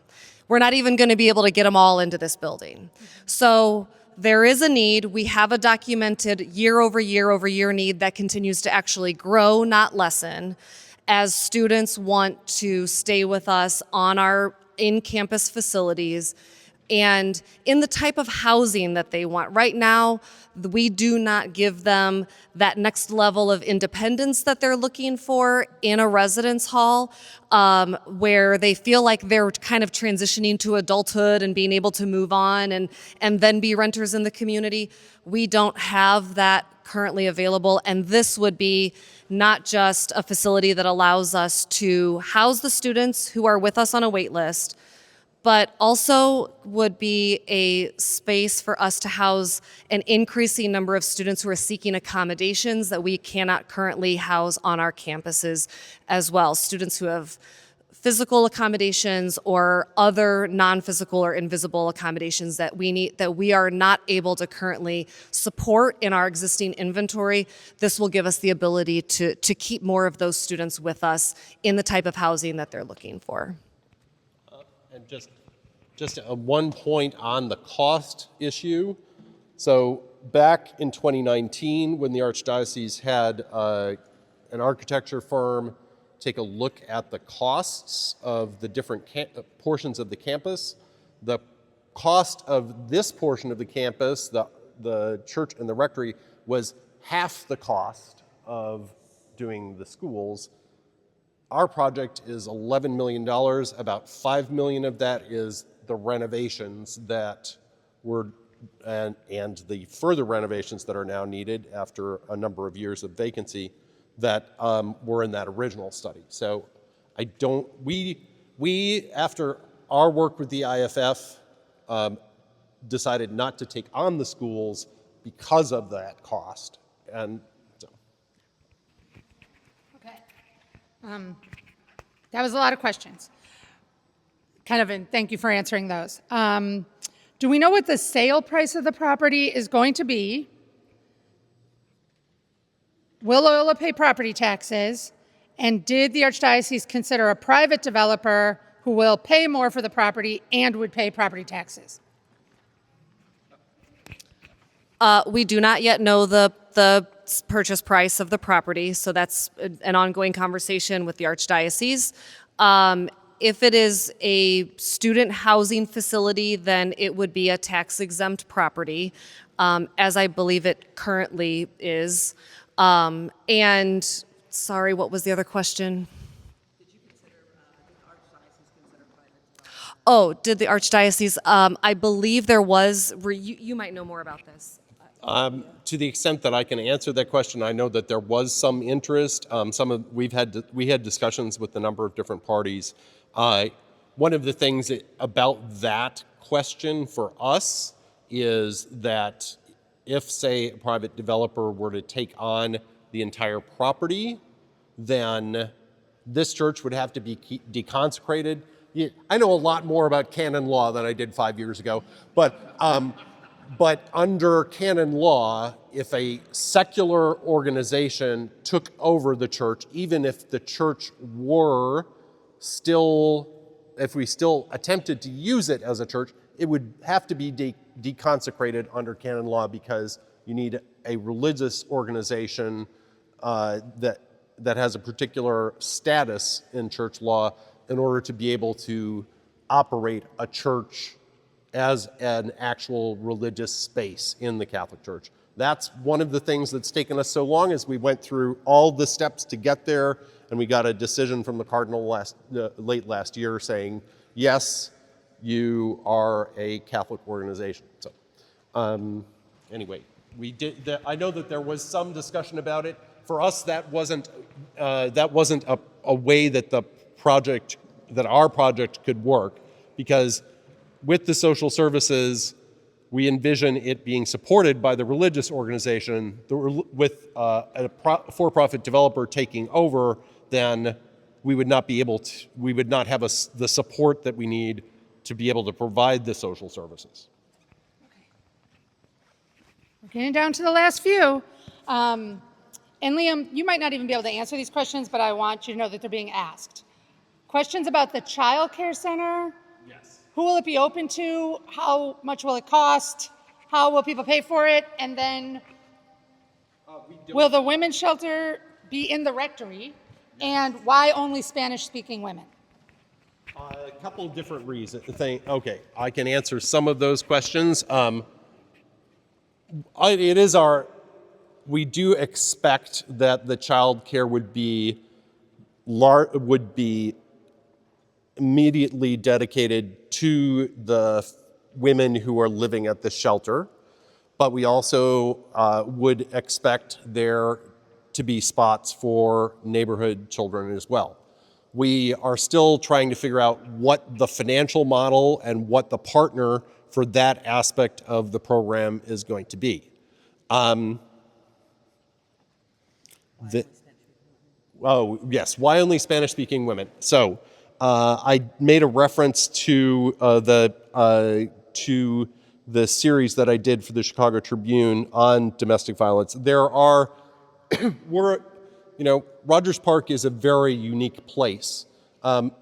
We have a very large Spanish-speaking population, but it's relatively cut off from the rest of the city and the Spanish-speaking population in Belmont Cragen, where my dad was, were like even in Uptown. And so there are far fewer services for Spanish-speaking women who have been survivors of domestic violence than there are for English-speaking right now. And so we felt that replicating a model that we knew worked and would serve the population that we already serve at the food pantry would be the best option. So. We're going to stay with you. Can you speak a little bit more about the shrine aspect? What happens in the church? What is a shrine? Has an art historian evaluated the property? Will the 3 shrines that used to be here be returning? And since St. Ignatius is the patron, will the Jesuits be involved? The Jesuits are involved. As of 4 days ago, but that's a long story. But yes, the Jesuits are going to be involved, and that's a long story too. But that's the basic answer. Father Dan is a Jesuit. He is expected to be our chaplain. We're actually still going through the last few steps of having him named chaplain and working out an agreement with the Jesuit province. A shrine is a Catholic place of worship where people come for particular devotions to particular saints and particular icons. Now, some of you may not know this, but this picture of St. Joseph and the child Jesus, a lot of you, the Catholics, will know this, but not everyone, I assume, is Catholic. This is the most reproduced piece of Catholic art in the United States in the 20th century. The picture of a child Jesus is these two paintings are by Charles Bosseron Chambers, who was an artist who worked out of Carnegie Hall. And the model was the son of the janitor at St. Ignatius Parish. But the close-up of the child Jesus head and shoulders was called The Light of the World. And it was reproduced more than any other piece of Catholic art in the 20th century. So we have not had an art historian, but I actually am an historian, so I've been evaluating it. The other thing, Bosseron Chambers, if anyone who goes to a number of different churches in Chicago and its suburbs may find this may feel like they've seen the Stations of the Cross before.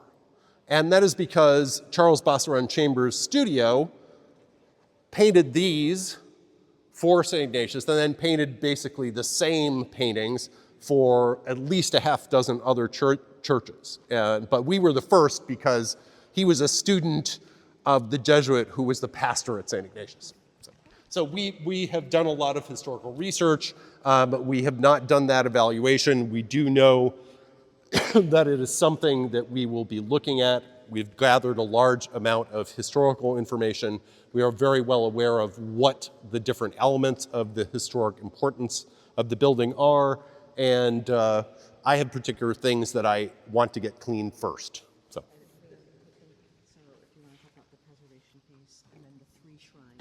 Yes, the three shrines. So yes, so we are going to be, we actually applied for a preservation grant earlier this year, but I believe we have to have more discussions with the organization that we applied for, but my expectation is that because we don't have title to the building yet, we couldn't move forward with that. So we are committed to this building and the rectory, which was built 7 years after this one. They're a preservation, and so that's a large part of why we exist. I wouldn't say it's a large part of why we exist. It's a large part of why we started this project. That was the initial impetus.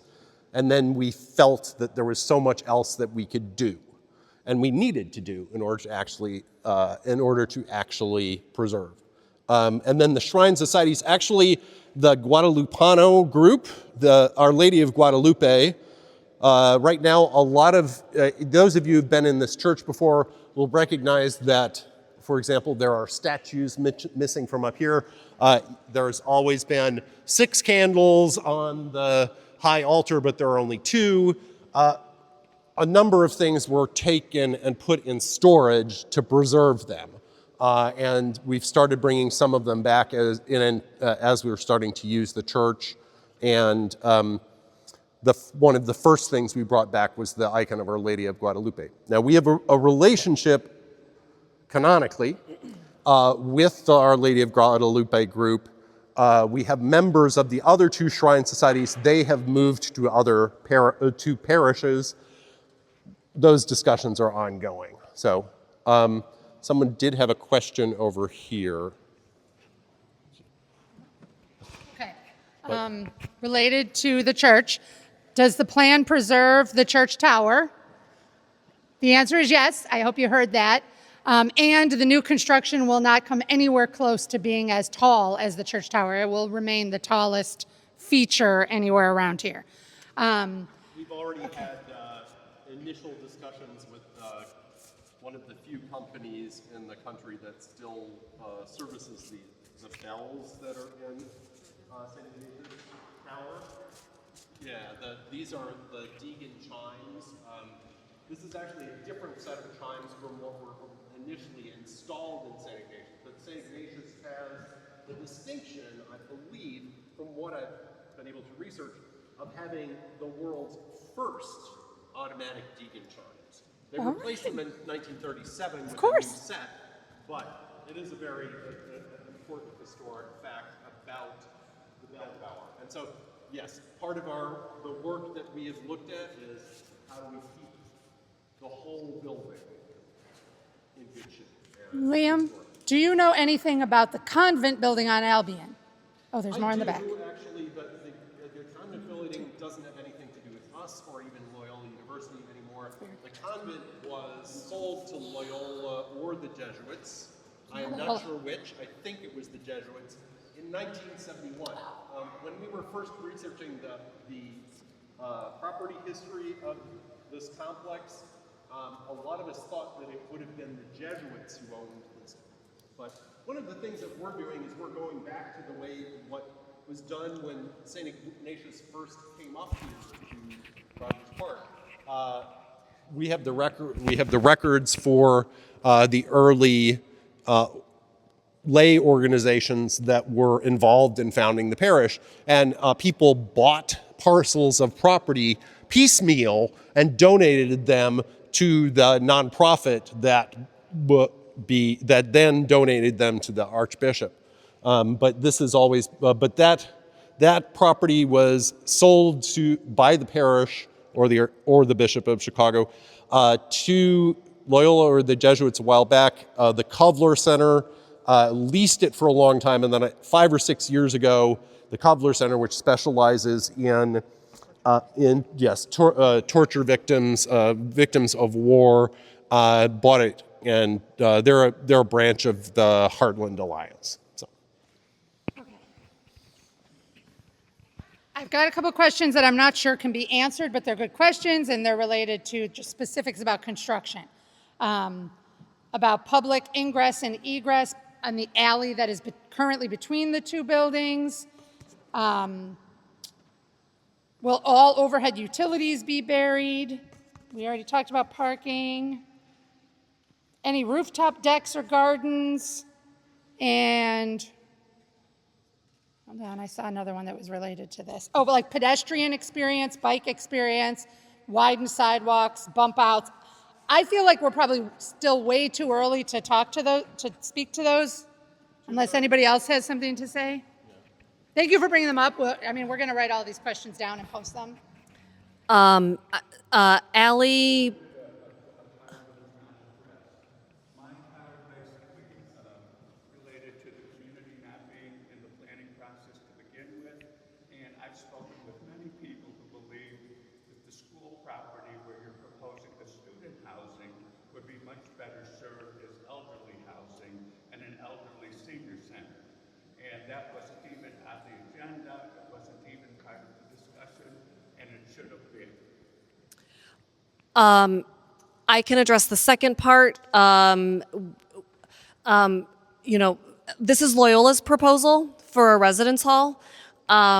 We would never.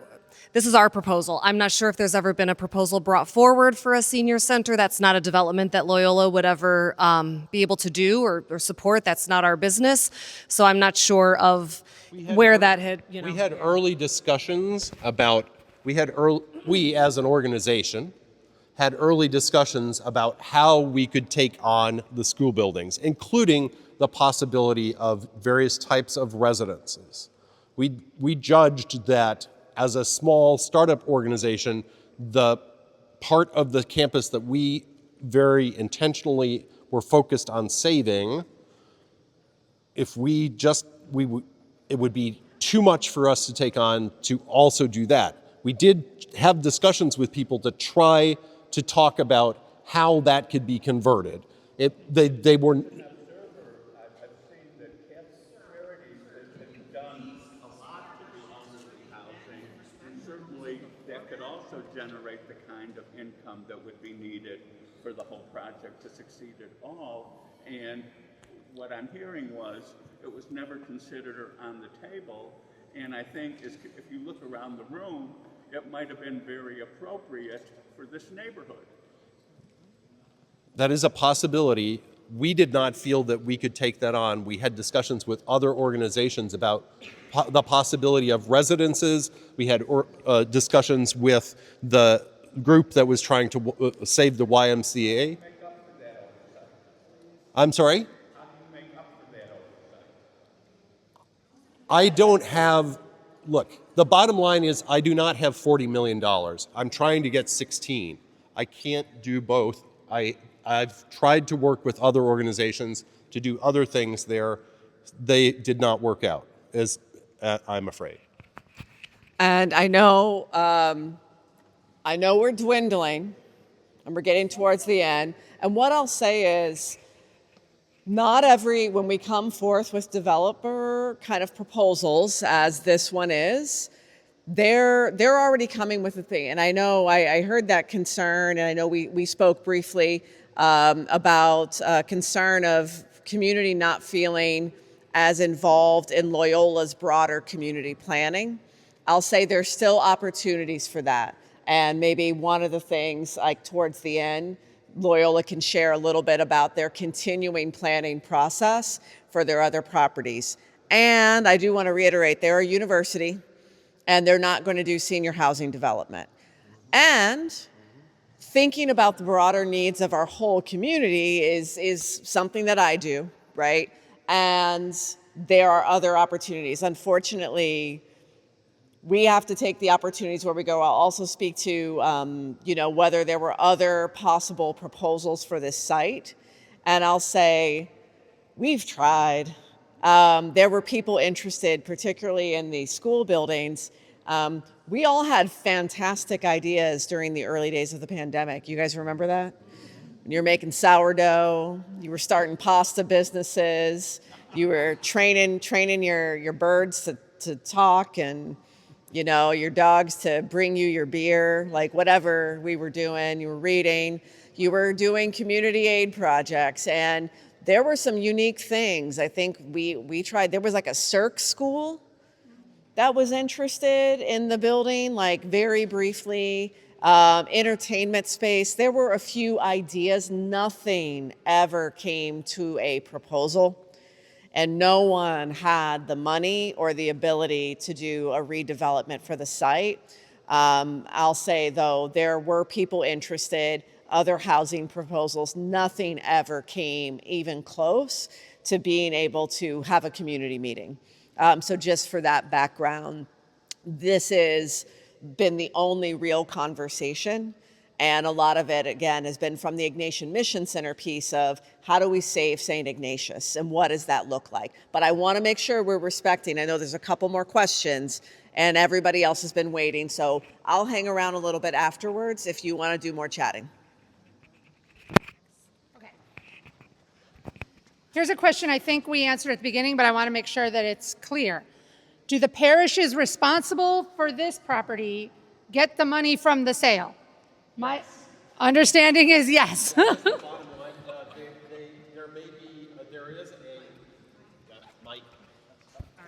I see the green. There is a cost to keeping the buildings from falling down and trying to keep them secure, and that is the responsibility of the parish that owns the buildings now. But this is a very important point for us, and for talking.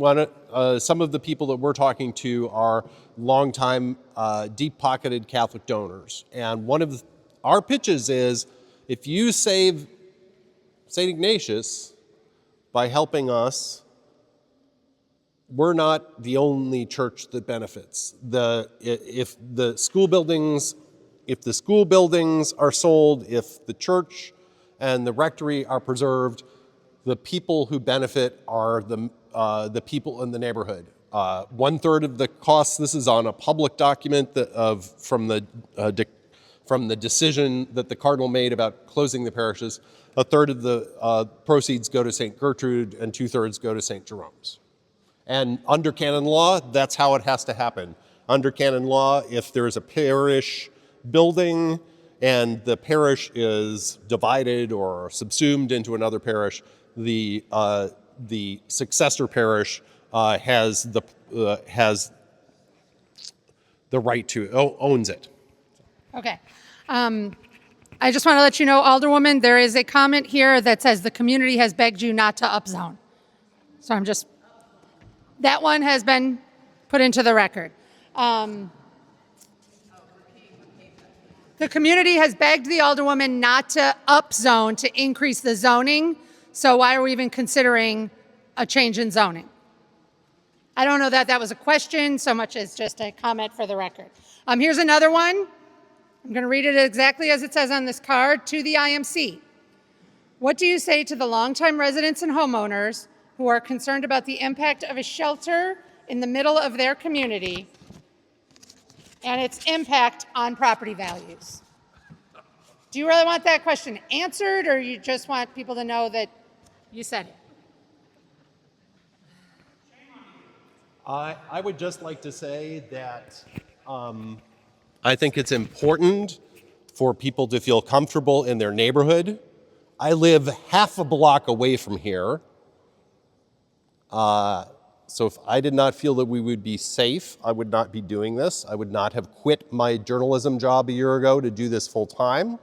I don't feel that there will be that sort of impact. There's always been social services here. We would be just bringing them back. I'll take this opportunity to explain a little bit more about the special use permit. And when we had discussions along with Loyola, with the Department of Planning and Development, they told us that the shelters do not, again, have a specific zoning designation in the City of Chicago Code. So anytime you have something like a shelter, you need to get a special use permit. Because the rectory had always been used as a residence with the population that would be able to be housed there if we did a shelter, we do not need a zoning change. We just need a special use permit. And we will be coming back to the community when we are at a point where we are proposing that. So, Could I say one word about the what's been called the shelter? Really, it's kind of a misnomer. When I was pastor up in Waukegan, we were approached by some people to start a shelter at an empty rectory that we had there. We decided not to. What they meant by a shelter was people, women and children coming off of domestic violence, and there's a lot of it in Chicago, would be able to stay for 3 or 4 nights. Jeannie Wren, Judge Wren would know better. We decided not to do that. We created instead what is called a House of Peace, a 6-month program where women and children, mothers and their children, could stay for 6 months. The first 2 months, they received therapy. The third and fourth month, they recovered those parenting skills that were lost during the time of domestic violence. And we had students from Loyola Academy come and tutor their children. And then the fifth and sixth month, the mothers would find housing and jobs as they prepared to leave. So it was a very integral, well thought out program. It's been running for 15 years successfully. And so we're kind of opposed to shelters in the sense of these three-night deals. It doesn't transform, it doesn't make our world a safer place, our city a safer place. This did. This really worked. This transformed lives. The people who graduated from the program are working now. Their kids are in schools. In most cases, we got scholarships for them in the Cristo Rey School in Waukegan, etc. Okay, just a clarification. Okay.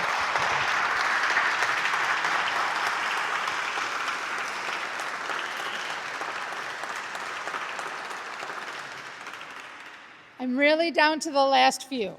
One is, how closely are you working with construction and traffic flow on Sheridan Road with the proposed Temple project? So for those of you that don't know, there's a huge there's 3 high-rise buildings being proposed at Thorndale and Sheridan. And so I think that's what's being referenced here, the Temple project, that if that's under construction at the same time that this is under construction and Loyola's nursing building is under construction, will we be monitoring traffic flow? The answer is yes. All of those projects require traffic studies. They all require City of Chicago approval. The Department of Transportation is involved in all of that permitting in order to try to make sure that nothing is happening all at the same time. So we are following that, and as it all comes to fruition, obviously we're a long way from that. Do you want to touch on it? I mean, I would just caution that that proposal at Emmanuel Congregation is still just, was just recently approved, but I don't know what their plan is. I don't know what their timeline is.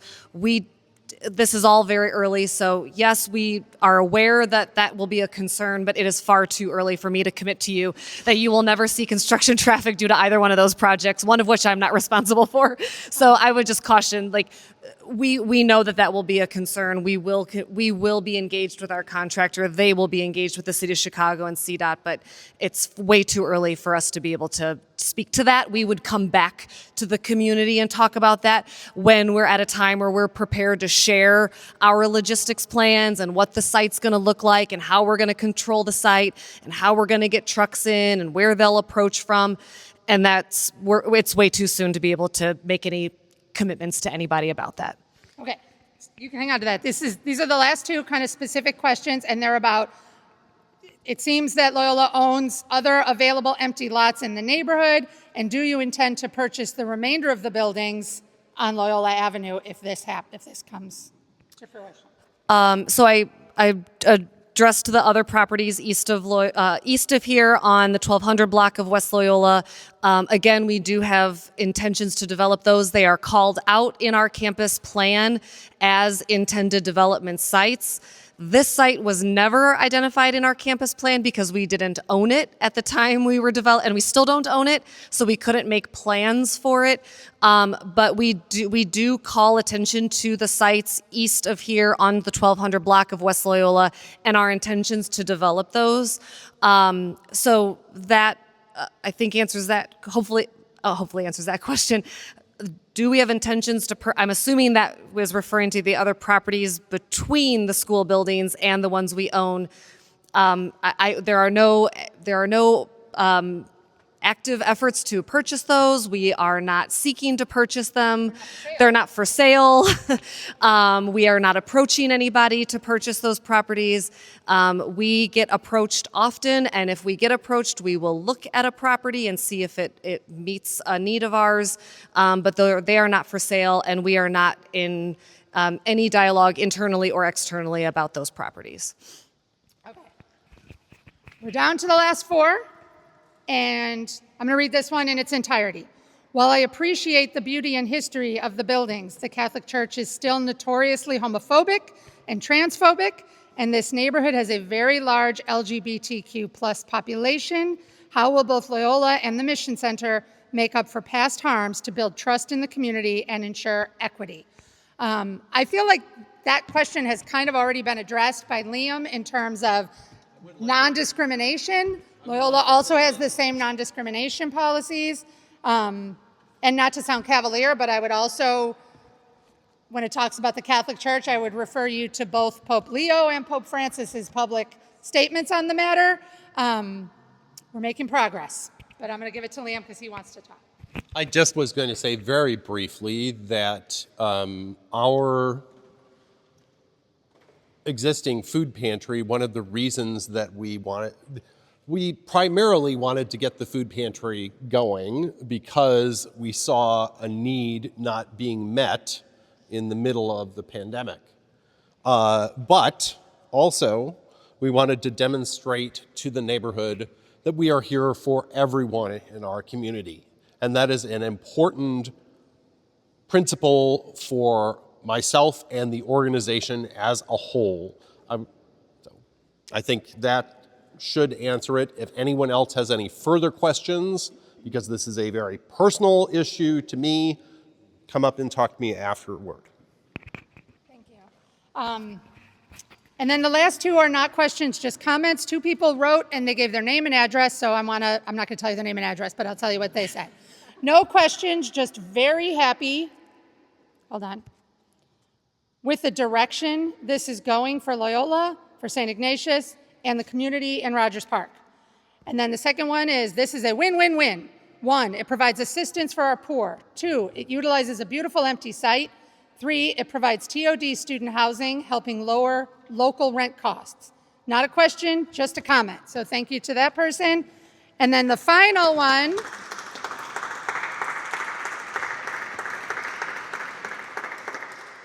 is this info available online? And the answer is yes, it's all available online. Summer Lawson from Loyola has put all of it into one place. If you haven't already, there's a QR code you can scan that gives you both presentations, frequently asked questions. Code is here. It's also on flyers. It's on a lot of things. So everything's all in one place. You can, and including all of our contact information. I'm going to give it to Alderwoman Haddon. Thank you all. I just want to thank our presenters tonight, and I want to thank all of you, especially those of you who have stayed to the end. Thank you for being here. Thank you for your questions. I also want to remind you that you may have questions that pop up after you leave this space. And don't worry, you will have time to ask them. So again, at the back, if you came in a little bit late, make sure you sign up on my ward sign-in sheet with your legibly written email addresses and phone numbers. And also just feel free to email or contact us. If you need contact information for my office, you can also grab that at the back table and talk to Shanika or Zach if you have any follow-ups. We will have a community survey that will be out for at least 2 weeks. When we get a lot of responses, sometimes we'll extend that time period so that everyone really feels like they have the opportunity to weigh in. Once we close the survey, we compile the results, we share it back to the community, and we bring it back to the applicants. We talk about what changes or concerns might need to be addressed, and if necessary, we do another meeting. If not necessary, we just do a share back, and then I will give a decision to the community. So look out for the survey. Thank you for coming tonight. Again, thank you, thank you, thank you.